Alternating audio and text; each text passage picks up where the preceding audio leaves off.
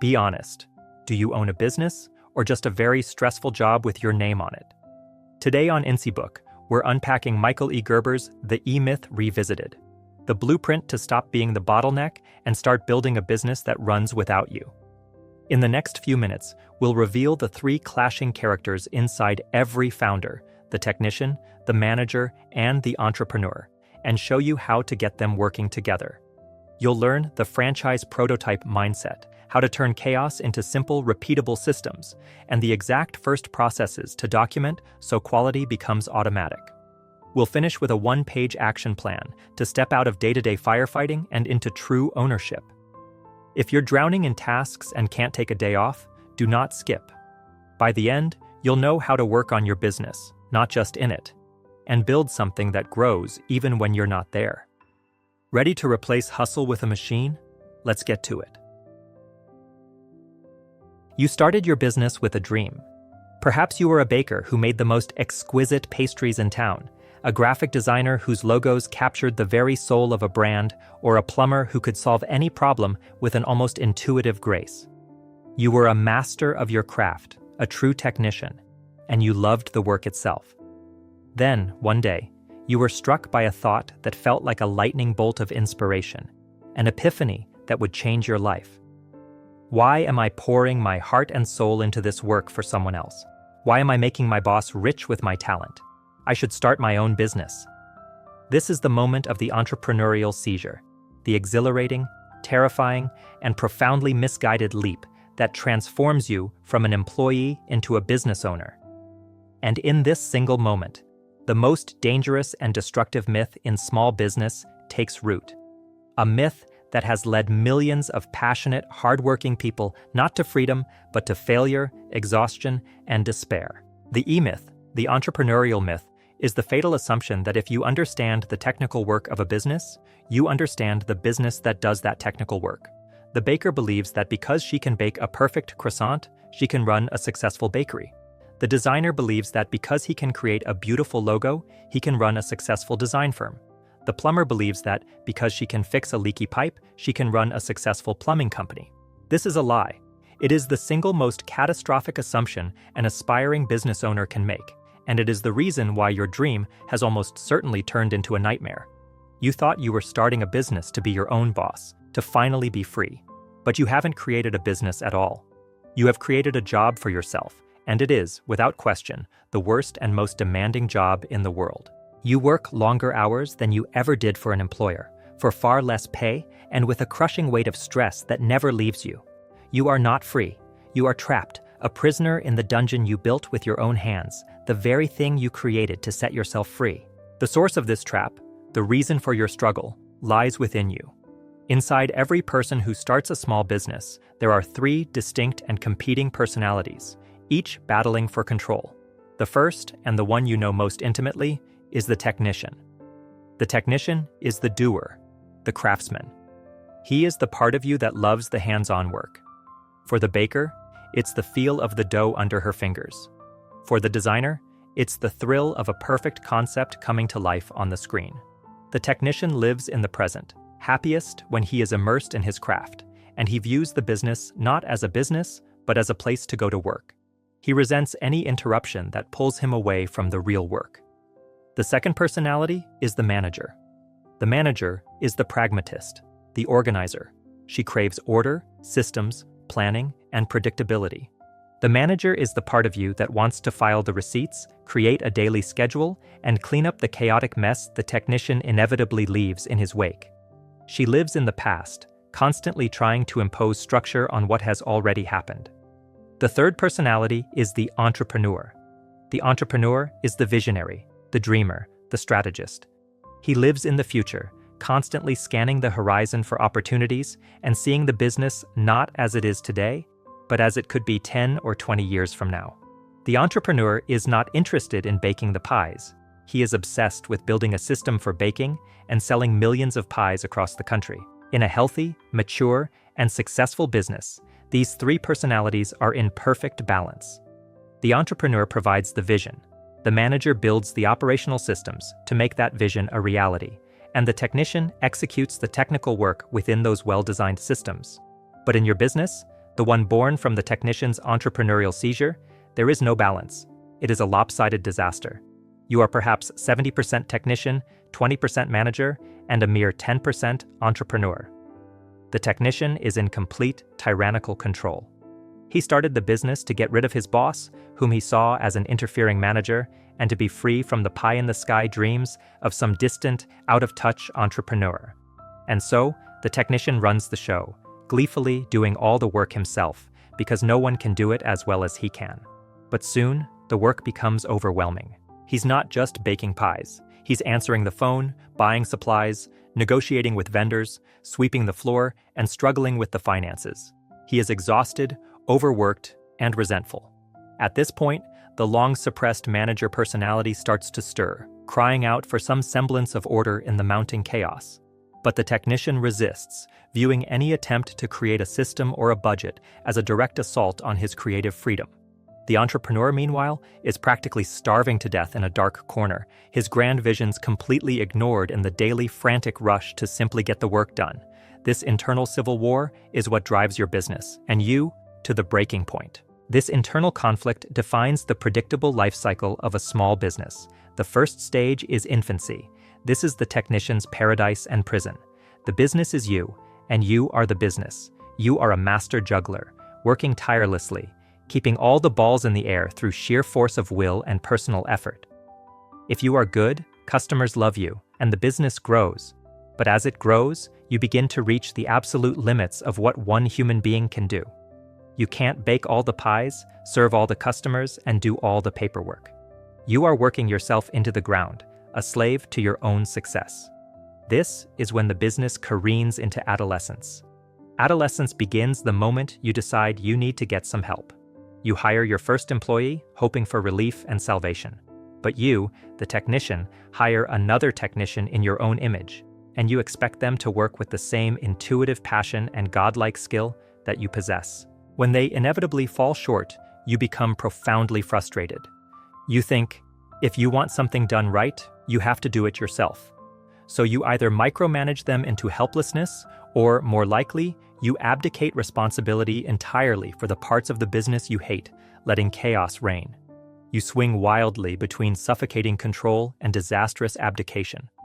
Your business's growth is now capped by your personal comfort zone, the maximum number of people you can personally manage, and the maximum amount of chaos you can tolerate before you have a breakdown. Most businesses either collapse here under their own unwieldy weight, or they shrink back down to a size where the owner can once again do everything themselves, resigning themselves to a life sentence in the job they created. There is, however, a third, far more hopeful possibility: maturity. A mature company is not one that has simply survived for a long time. It is one that was built with an entrepreneurial perspective from the very beginning. It was founded not on the love of the work, but on a clear vision for the business as a whole. It knows how it got to be where it is, and it knows exactly where it's going. The key to reaching this stage, to breaking free from the technician's trap, is to undergo a fundamental and profound shift in your perspective. You must stop working in your business and start working on it. This shift begins with a revolutionary idea, an idea best exemplified by the story of Ray Kroc and McDonald's. Ray Kroc did not invent the hamburger. The McDonald brothers, Dick and Mac, did. They were brilliant technicians who had perfected a highly efficient system for making and selling fast food. But they were content with their one wildly successful restaurant. Ray Kroc was the entrepreneur. When he saw their operation, he didn't just see a hamburger stand. He saw a business model. He saw a flawless, predictable, replicable system that could be duplicated thousands of times over, anywhere in the world, and produce the exact same result every single time. The true product of McDonald's is not the hamburger. The true product is the business itself, the McDonald's system. This is the heart of the turnkey revolution. Your job as a business owner is not to produce the pies, the logos, or the plumbing services your company sells. Your job is to create a well-oiled, systems-dependent business that produces those things consistently, predictably, and profitably for your customer. The ultimate goal is to create a business that runs smoothly and efficiently without you. To achieve this, you must adopt a new and powerful mindset. You must begin building your business today as if it were the prototype for 5,000 more just like it. This is the franchise prototype. Whether you ever intend to actually franchise your business is completely irrelevant. The act of thinking and building in this disciplined way forces you to confront the hard questions, to document your processes, and to create the robust systems that are the essential foundation for sustainable growth and, ultimately, for your own freedom. The franchise prototype is built on a crucial principle. It must be a business that can be operated successfully by people with the lowest possible level of skill. This is not a cynical statement about employees. It is a profound statement about the genius of well-designed systems. It means that the success of your business must depend on the superiority of your systems, not on hiring extraordinary, high-priced people. The system becomes the solution to every problem. The system runs the business, and the people run the system. Building your franchise prototype is a deliberate and methodical process. It is the work of the entrepreneur and the manager, coming together at last to create a structured, predictable, and fulfilling world in which the technician can finally do his best work. This process starts not with the business, but with you. The very first step is to define your primary aim. This has nothing to do with what your business will do, but everything to do with what you want from your life. How do you want to live? What do you want to be, do, and have when all is said and done? Your business is not your life. Your business is merely a vehicle designed to give you the life you want. By defining your primary aim first, you ensure that you are building a business that serves you, not the other way around. You are designing your destination before you ever draw the map. Once you have a clear picture of the life you want, the second step is to define your strategic objective for the business. This is a clear, written statement of the standards for your finished business, the completed prototype. It is a set of quantifiable benchmarks that leave no room for ambiguity. How large will the business be? What will be the gross revenues and pre-tax profits? How many locations will you have? It is also a qualitative vision. What will the business look like and feel like to a customer? Who, precisely, is your customer? Your strategic objective is the business's constitution, the set of rules and goals that will guide its every decision. It transforms your business from an aimless job into a well-defined project with a clear finish line. With this vision in place, the third step is to build your organizational strategy. Most small businesses organize themselves around people and personalities. You hire someone you like and then try to find something for them to do. This is a recipe for chaos and conflict. In the franchise prototype, you organize around positions. Your first task is to create a complete organizational chart for your mature company, the company that will one day fulfill your strategic objective, and you must draw it right now on day one. It will have a CEO, a VP of marketing, a VP of operations, a VP of finance, and all the managers and technicians below them. In the beginning, your name will be in every single box. This is a profoundly humbling and clarifying exercise. It forces you to see your business as a network of interconnected functions, not just an overwhelming pile of work to be done. Your real job, as the owner, is to systematically fire yourself from each box, one by one. You accomplish this first by creating a documented system for the work in that box, codifying it in an operations manual, and then by hiring someone to run that system. Each position on the chart must have a clear position contract that outlines its results, responsibilities, and standards, replacing personality-driven management with role-driven accountability. This leads you to the core of the development process, creating and documenting your systems. A system is simply a predetermined way of doing something that produces a predictable, desirable result. There are three kinds of systems you must build. The first are hard systems, inanimate objects like the color scheme of your store, the layout of your workshop, the point-of-sale software, and the scripts for your online videos. The second are soft systems, ideas, living processes, and scripts like the precise words you use to greet a customer on the phone. Thank you for calling All About Pies. This is Sarah. How can I make you smile today? The step-by-step sales process or the employee dress code. These are the living, breathing systems of your business. The third are information systems, the systems that provide you with the data you need to manage your business effectively, such as cash flow reports, key performance indicators for marketing, and customer satisfaction scores. You cannot manage what you do not measure. Your systems are the tools you use to execute your key strategies.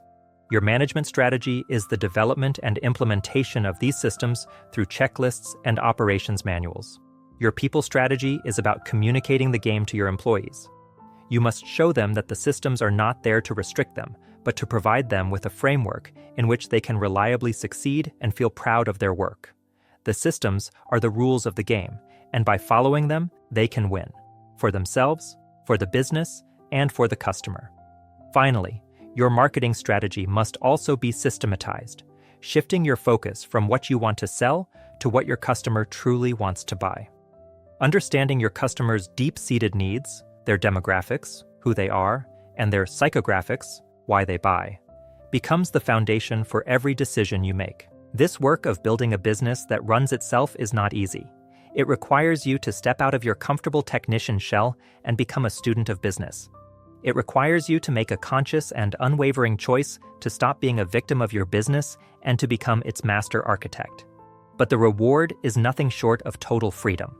By building a business that is a perfectly working system, you create a predictable and exceptional result for your customers, a fulfilling and empowering place to work for your employees, and a source of wealth and satisfaction that works for you, independent of your presence. You can finally take a 2-week vacation without calling the office every hour. You can choose to sell the business for a significant profit because you are not selling a stressful job. You are selling a predictable, turnkey money machine. Or you can replicate it, expanding your vision far beyond what you ever thought possible. The choice, for the first time, becomes yours. The business that once owned you becomes the powerful asset that serves your life, finally fulfilling the magnificent dream that first inspired you to take that courageous leap.